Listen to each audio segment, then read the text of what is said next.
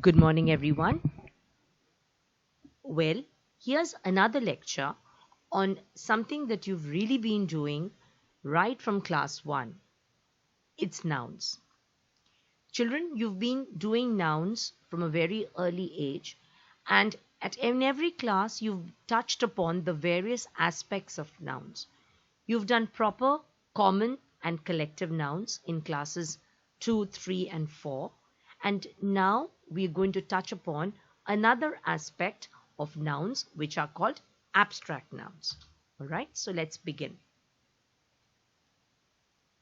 But before that, I wanted to tell you what exactly are proper nouns. We'll touch upon the other nouns first. Proper noun is the name of a specific person, thing, or place. Specific means particular. Okay, like for example, hi, I'm Dave. I like reading books. And here we are talking about not anybody, but we're talking about a particular person called Dave. All right. So here you have Dave, and he tells that he likes reading books.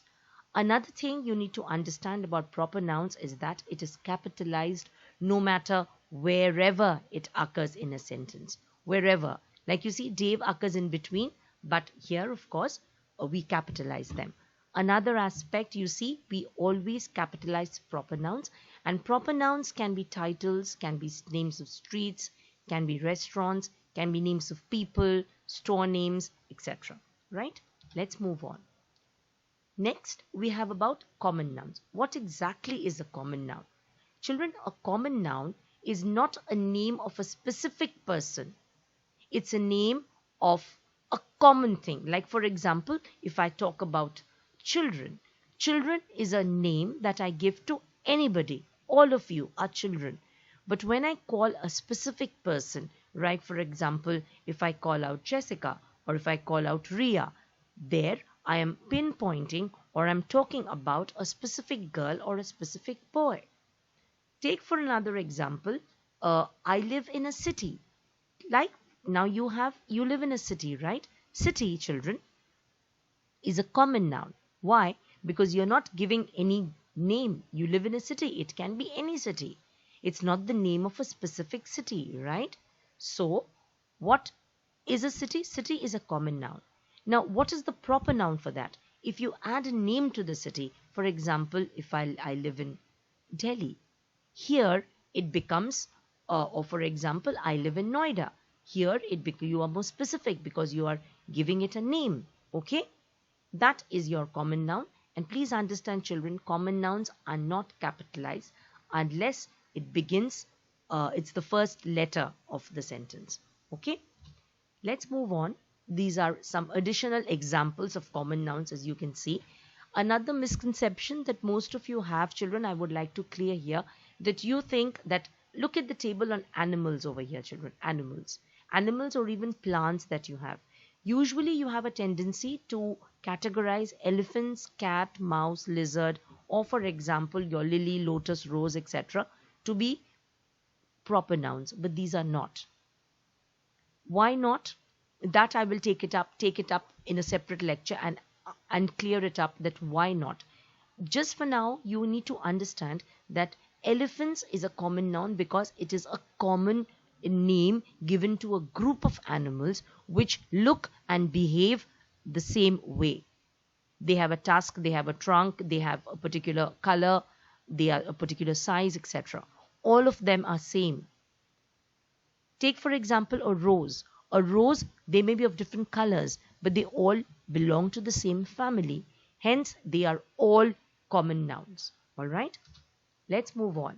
Now here you can see on one side we have a list of common nouns and the other we have a list of proper nouns. Biscuit, museum, city, restaurant, book, school, university, writer, cat.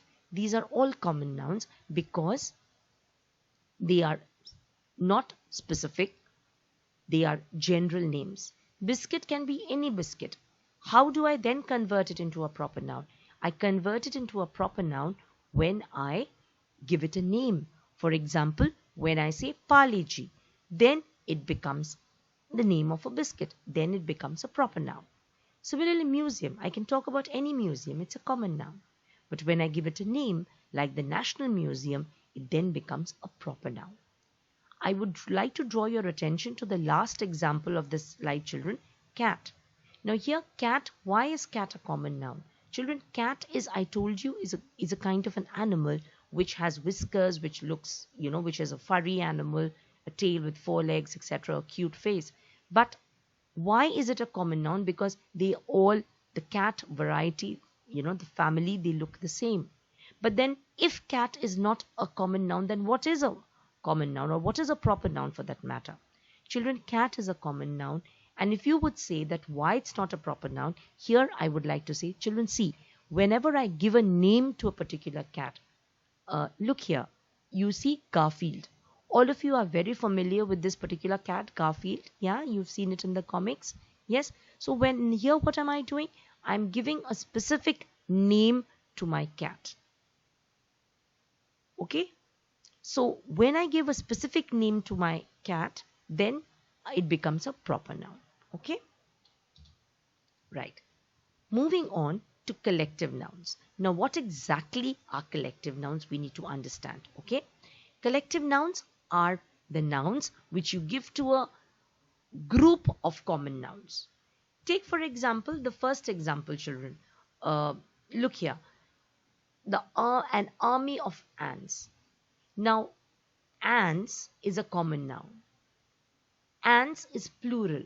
When there is a group of, different common nouns together, then I use one word to signify, to denote what I mean.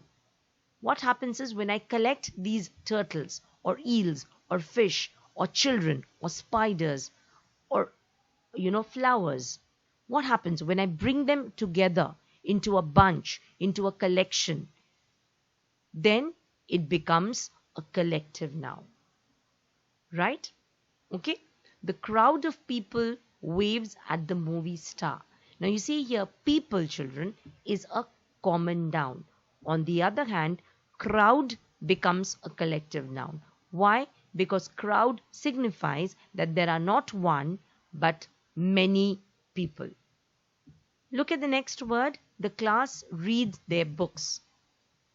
The class reads their books. What happens is whenever you are gathering these, these common nouns together into one group, what happens? It becomes a singular version. It becomes single. Like, for example, a bouquet of flowers. Flowers is a common noun. You have gathered all of them together. It becomes singular. Okay, that is your collective nouns. Here we have a whole list of other collective nouns. You can read for yourselves: an army of soldiers, a bevy of ladies, a band of musicians, a board of directors, a body of men. Yes, you can see a crew of sailors, a crowd of people, a dynasty of kings, a gang of prisoners, a gang of robbers, etc. Here you can see different, what happens is policemen, they are plural in number. But when you gather them together into a collective noun, that is patrol, so then it becomes a collective noun. Please understand, children, whenever you are, most of you, whenever we ask you to identify your collective nouns, what do? A pack of thieves. For example, you have this sentence, a pack of thieves. What you generally do is you underline the whole thing, pack of thieves, which is incorrect. Or, for example, if I have a tribe of natives, what you generally tend to do is to underline the entire thing. Please understand, in a tribe of natives or a troupe of dancers, dancers is a common noun. It is not a collective noun. What is a collective noun in the sentence then? Only troupe or a choir of singers. In a choir of singers, you will have singers as the common noun, and you will have the choir, only the choir, as your collective noun. Okay?